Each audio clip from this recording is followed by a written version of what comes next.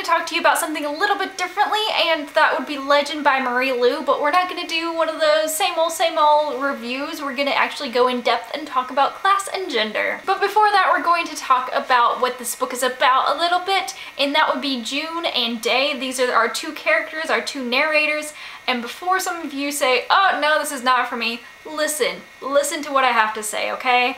These two are prodigies, basically. One is a military prodigy, and the other one, he's not actually a prodigy, but he is like a criminal mastermind. Think Peter Parker if he was more like, who is that? Oh, Robin Hood. And so he's like this agile creature, and he's this poor kid from the lake sector, you know, from the hood. And June, she's, like I said, military prodigy, and the military, to talk about class, that's the elite class. They're the ruling class. They get to say what happens to the poor class, the people like Day. So basically, Day has to fight to get what he needs for his family. He has a little brother who has this illness that a lot of people are getting, but like the military tells you whether or not you get the cure. Or if you have enough money, you can get medicine for it. And that's the big thing about the ruling classes, like this small amount of people get a lot of power, and that's something that's talked about in this book.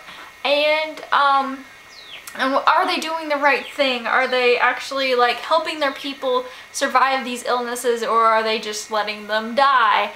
Because basically in their society you have the military class, like I said, military class and all the poor people, and the poor people, if they don't get, because they are poor, most of them won't end up going into the military. There's like a few exceptions, like Thomas, who got his foot in the door because of Matthias, who was June's older brother, and basically it was just kind of like luck of the draw, not luck of the draw, but like it was a very like, whoa, you happen to be good friends with this guy, and so we'll let you into the military.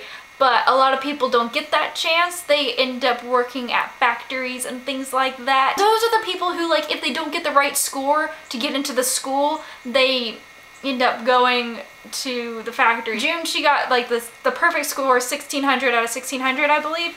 And so I guess it's like talking about, you know, SAT kind of stuff, but also at the same time it's like you have to be well educated, and those are usually the rich people, at least in like this society, in America's society.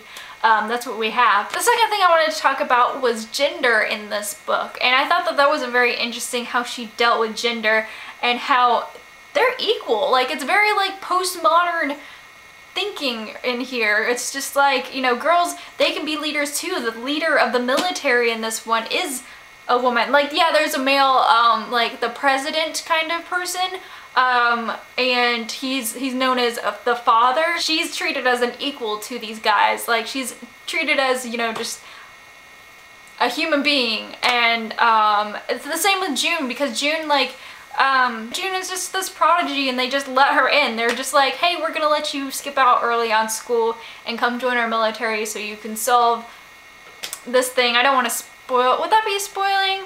Yeah, I think that would be spoiling. But anyways, they basically like let her into this military and let her be one of the, like, have a lot of power, but at the same time, like, she does have that internal power struggle. And so but yeah, like that was dealt very like interestingly, because like, even though I know there's like her dealings with Thomas, I feel like maybe he was treating her delicately, but for the most part, like, he knows how smart she is. He knows how, like, you know, she kind of idolizes Day at some points when, at least at the beginning of the book, when she's talking about, oh, he can scale buildings and I want to do that, and that's why she gets in so much trouble at the beginning of the book. I felt like that was very rambly, but at the same time, it's just like, that's what I've been like culminating in my brain for the past 2 weeks. I've been like meaning to record this video and just haven't.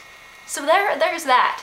I think that it's just dealt very well in this book. As far as like any holes or anything I didn't agree with, like, I thought that it was a good book for dealing with that kind of stuff, like who has power in our society and how do we treat people of different genders and things like that. But yeah, I thought that this was a good book to talk about, you know, gender and class and things like that, because it gets pretty dirty with like how they deal with each other and how they find out that the top class, I mean the elite class is manipulating the lower class and how they are deceiving them. Deceiving is probably a better word. Really enjoyed that. I really enjoyed the story, and I can't wait for the sequel. I don't remember the name of the sequel if that's been released yet, but I think this is a really good book for anybody at all, ever. So if you read this book, what did you think about it? What did you, were there any ideologies that stuck out to you, whether it be in the story itself or in the mindsets of these characters?